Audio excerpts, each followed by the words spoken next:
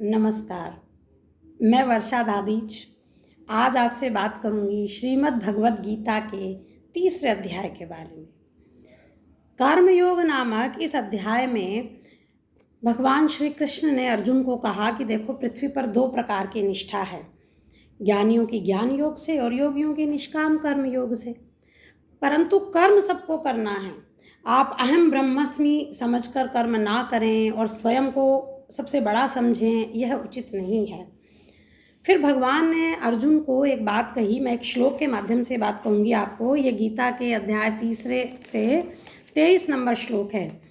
यदि ही अहम न वर्तयम जातु कर्मणि अतन्द्रितः मम वर्तम अनुवर्तन्ते मनुष्यः पार्थ सर्वशः। प्रभु बोलने लगे कि देखो, शिक्षा का लोगों पर विशेष असर तभी पड़ता है हे पार्थ, यदि मैं सावधान होकर कर्मों में ना बरतूं तो बहुत हानि हो सकती है, क्योंकि मनुष्य सब प्रकार से मेरे मार्ग का अनुसरण करते हैं।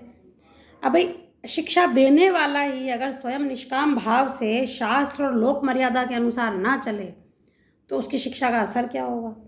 आप स्वयं ही सोच लीजिए, परिवार में यदि बड़े लोग ही सही कार्य ना करें तो उन्हीं का तो अनुसरण छोटे लोग करते हैं, बच्चे तो बड़ों का ही अनुसरण करते हैं।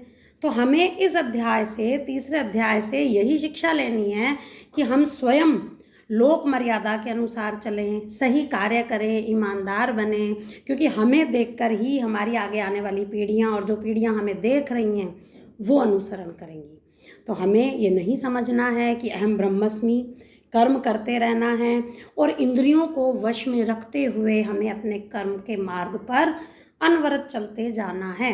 यही तीसरे अध्याय में भगवान श्री कृष्ण ने अर्जुन को समझाया।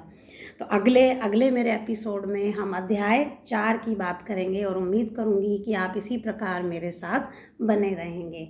जय श्री कृष्ण।